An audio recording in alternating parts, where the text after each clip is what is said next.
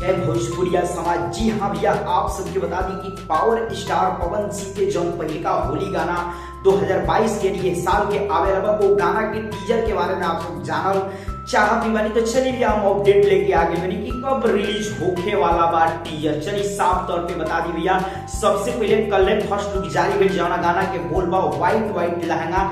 जी हाँ भैया, बहुत ही बेहतरीन गाना जौना पवन सिंह और स्मृति सिन्हा की जोड़ी बतौर नजर आई देखे में जौन की शुभ लाभ फिल्म्स यूट्यूब चैनल के माध्यम से रिलीज होके वाला। साफ तौर पे बता दी ये गाना के टीजर और ये गाना के वीडियो, जी हाँ भैया, दोनों ही शुभ लाभ फिल्म्स यूट्यूब चैनल पे ही रिलीज है। और साफ तौर पे बता दी बहुत ही बेहतरीन गाना, काफी बड़ी बजट के गाना जो कि फाइनली आवे जा रहा और पूरा तरह से धूम मचे वाला भी बा। लेकिन हम आप सबको बता दी रहल बा टीजर के अपडेट के लेके। तो जी हाँ भैया, टीजर के अपडेट ये बा कि आज रिलीज हो जाए टीजर। जी हाँ भैया, आज रिलीज हो जाए टीजर जौन की टीम के तरफ से मिलल अपडेट के हिसाब से हम बता रहे हैं। जी हाँ भैया, टीम के तरफ से मिलल जानकारी के हिसाब से आप सबको बता रहे हैं कि आज ये गाना के एचडी टीजर रिलीज हो जाए। लेकिन भैया शाम के आसपास, शाम से पहले चाहे शाम के बाद चाहे शाम के ही समय में रिलीज हुई, टाइम डिसाइड नहीं किया। लेकिन आप सबके ये भी बात क्लियर कर दी कि अभी तक ऑफिशियल रिलीज टाइम और रिलीज डेट के अनाउंसमेंट नहीं हुए टीजर के। जी हाँ भैया, अभी तक।